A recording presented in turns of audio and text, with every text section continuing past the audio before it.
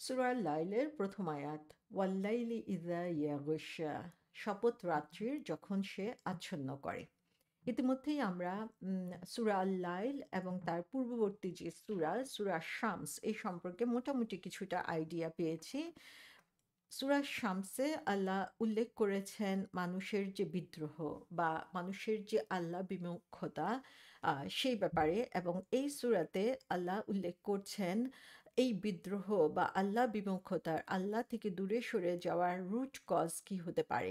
এবং সেই রুট কজটা হচ্ছে মূলত মানুষের সম্পদের প্রতি আসক্তি, সম্পদের প্রতি তার যে ভালোবাসা, লোভ, সেটা থেকেই সাধারণত তারা আল্লাহ বিমুখ হয়ে থাকে। একজন মানুষ যখন সম্পদশালী হয়ে পড়ে তখন দেখা যায় সে আল্লাহর উপর ভরসা করতে আম, ভুলে যায়, বা আল্লাহর উপর ভরসা করা সে বন্ধ করে দেয়, এবং সে মনে করে যে স্বনির্ভর এবং যে কোনো প্রয়োজন থেকে সে মুক্ত।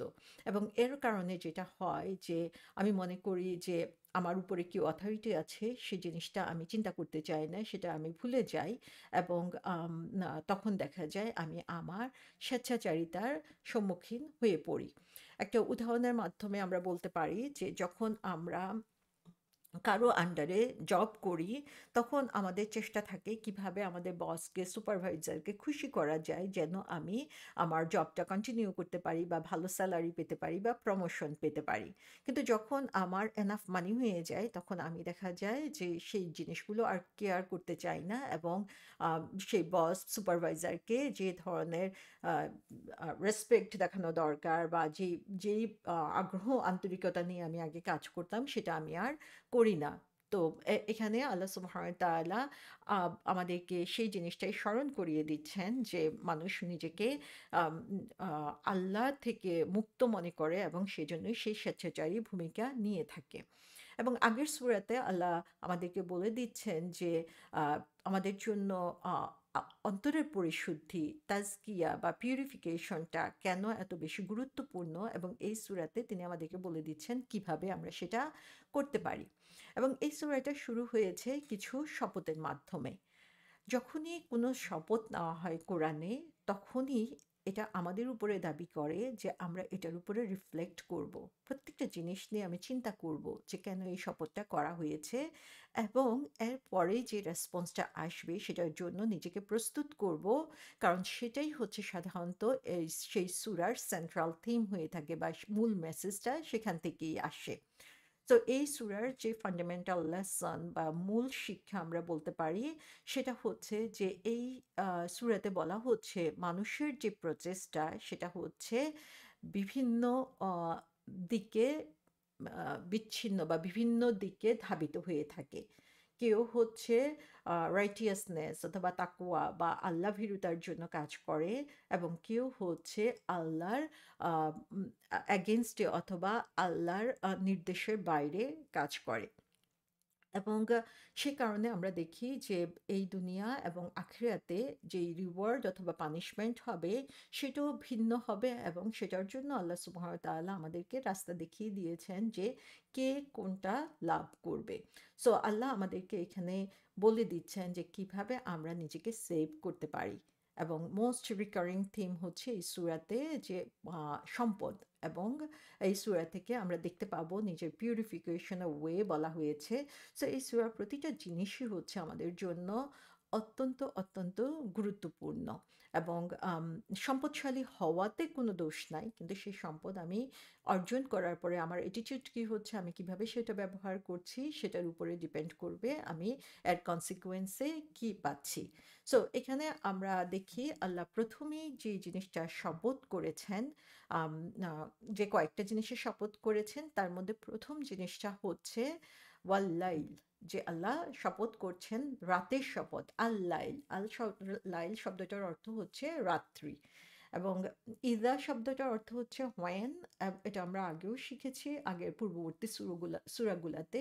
আর ইয়াগুশা শব্দটার অর্থ হচ্ছে গাশিয়া থেকে এসেছে, এবং সেটার অর্থ হচ্ছে কোনো জিনিসকে অন্ধকার দিয়ে ঢেকে দেওয়া। সো আম এখানে আমরা দেখতে পাচ্ছি শপথ করা হচ্ছে রাতের, যখন সেটা অন্ধকারাচ্ছন্ন করে ফেলে। তার মানে হচ্ছে কি যে তার মানে আলো ছিল আগে, এবং এখন যখন সে আলোটা অন্ধকারে ঢেকে গিয়েছে তখন সেই সময়ের শপথ করা হচ্ছে। এবং কোরআনে আমরা দেখব যে মেটাফোর ইউজ করা হয় বা একটা এক্সাম্পল দিয়ে আমাদেরকে আসলে আমাদের রিলিজিয়াস সাইডের কিছু জিনিসকে বোঝানো হয়ে থাকে।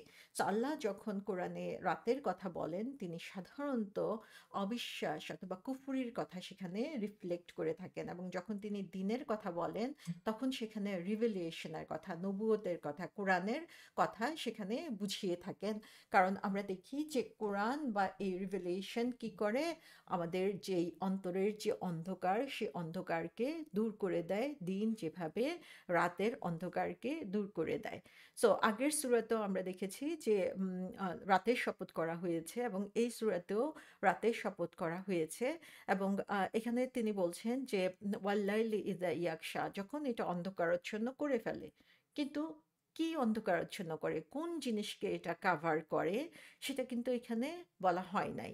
এবং এটাই হচ্ছে এই সূরার একটা স্টাইল, যে এখানে অবজেক্টটা উল্লেখ করা হয় নাই এই সূরাতে। কোন জিনিসের উপরে এই কাজটা হচ্ছে সেটা বলা হচ্ছে না। এবং এর কারণ হচ্ছে আমাদের জানার আগ্রহ তৈরি করা, আমাদের মনে প্রশ্ন তৈরি করা, যে কোন জিনিসকে ঢেকে দেওয়ার কথা এখানে বলা হচ্ছে। এবং যখন আমরা এটা নিয়ে চিন্তা করব, এটার অ্যান্সার খুঁজতে যাব, সেই অ্যান্সারটা আমরা পাবো ঠিক আগের সূরাতে, সূরা শামসে। সো এখানে আমাদের মধ্যে কিউরিসিটি সৃষ্টি করা, কোরআন নিয়ে চিন্তা করা, রিফ্লেক্ট করা, এবং সেটা উত্তর জানার জন্য উত্তর খোঁজার যে প্রচেষ্টা, সেটার প্রতি আল্লাহ সুবহানাহু ওয়া তাআলা আমাদেরকে টিচিং দিচ্ছেন, বা সেই জিনিসটা আমাদেরকে শিখাচ্ছেন।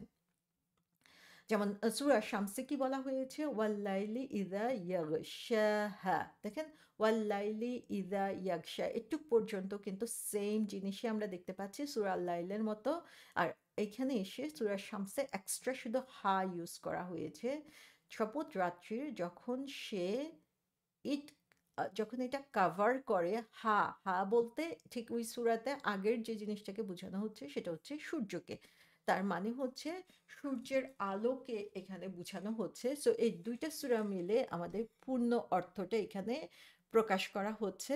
এবং এখান থেকে আমরা বুঝতে পারছি যে রাত্রির অন্ধকার তাহলে কোন জিনিসকে কাভারাচ্ছন্ন করছে, অন্ধকারাচ্ছন্ন করছে, সেটা হচ্ছে সূর্যকে।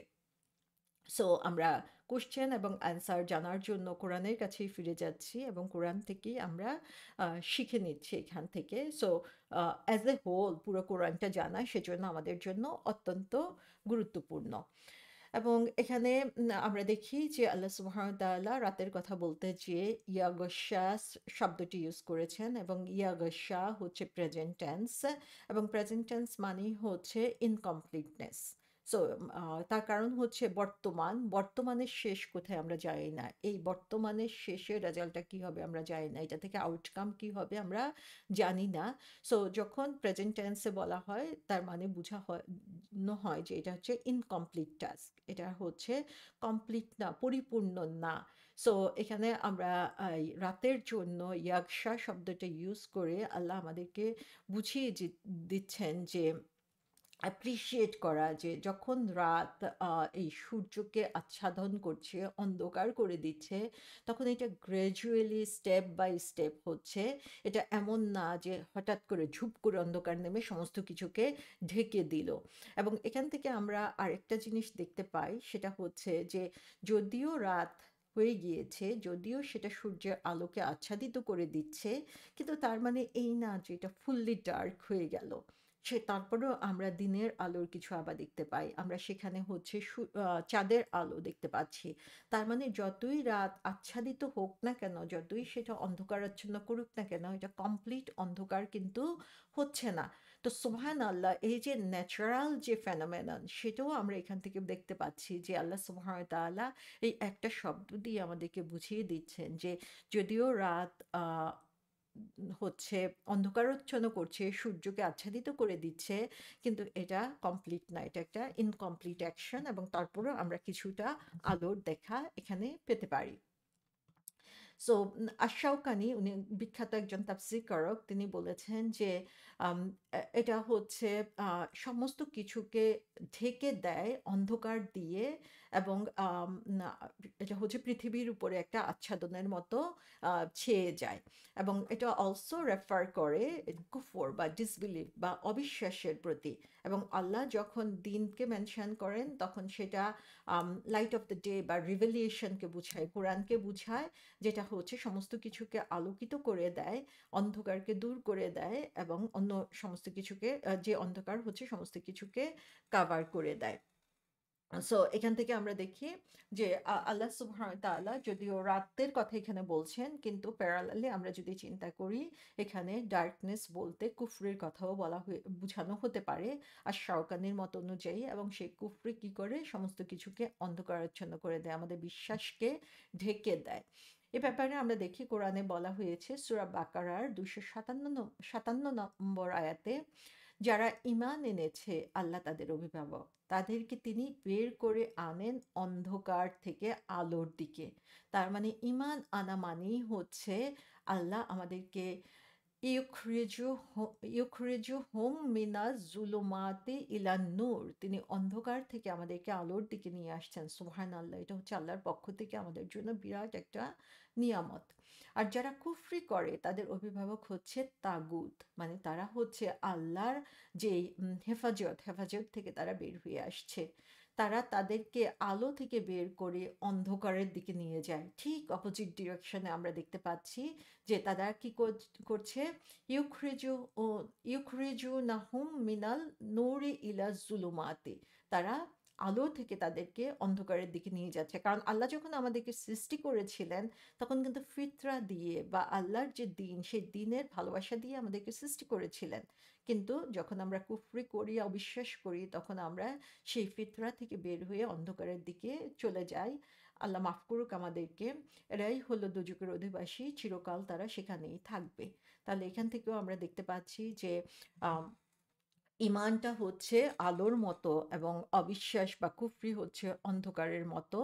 আম আলো যেমন সোর্স অফ আওয়ার লাইফ, যে আমাদের জীবনের জন্য, আমাদের বৃদ্ধির জন্য, আমাদের পরিবর্তনের জন্য, আমাদের পারফেকশনের জন্য যেমন আলো দরকার, তেমনিভাবে আমাদের অন্তরকে রিএশিওর করার জন্য, আমাদের অন্তরের শান্তির জন্য, পিস এবং ট্রাঙ্কুইলিটির জন্য এই রিভেলেশন আমাদের জন্য দরকার। আর অন্যদিকে অন্ধকার কি করে? অন্ধকার হচ্ছে মৃত্যুর মতো, অন্ধকার হচ্ছে অজ্ঞতা, মূর্খের মতো ভয়। অন্ধকার মানেই হচ্ছে আমাদের কাছে ভয়ঙ্কর একটা কিছু। সেই অবিশ্বাস বা কুফরি হচ্ছে সেরকমই একটা ব্যাপার, যে সেটা আমাদের অন্তরকে মৃত করে দেয়, আমাদেরকে অজ্ঞতা মূর্খতার দিকে নিয়ে যায় এবং সেটা আমাদের জন্য আখিরাতে ভয়ের কারণ হয়ে যায়। এবং এখানে আমরা দেখি যে জুলুমাত বা অন্ধকারের কথা বলা হয়েছে। সো এবং তার সাথে কম্পেয়ার করে আলোর কথা বলা হয়েছে, যেটা হচ্ছে ঈমান। সো আল্লাহর পথে আমরা, বিশ্বাসের পথে আমরা যখন চলবো তখন সেটা হচ্ছে আমাদের জন্য আলোর পথ। এবং যখন আমরা সেই আল্লাহর বিশ্বাসের পথ থেকে দূরে সরে যাব সেটা হবে আমাদের জন্য অন্ধকার। আল্লাহ সুবহানাহু ওয়া তাআলা আমাদেরকে সেই অন্ধকার থেকে আলোর দিকে পথকে আরো প্রসারিত করে দিন এবং আমাদের জন্য সহজ করে দিন।